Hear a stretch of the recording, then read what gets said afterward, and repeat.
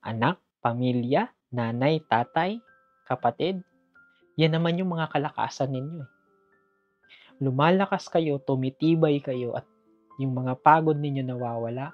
If number one, yung mga inyong pinaghirapan, yung sweldong meron kayo, kahit papano iniingatan, ginagastos sa mga mabuti, at yung anak ninyo makapagtapos, I'm sure lalakas at lalakas kayo. Yung mga problema nyo minsan hindi siguro masolusyonan, pero sasaya kayo.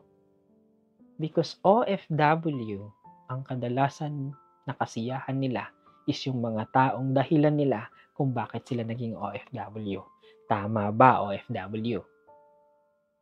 Kasi ang masakit, kung sino pa yung dahilan nila kung bakit naging OFW sila, kadalasan yun yung nawawala at yun yung kapalit ng pagiging OFW nila.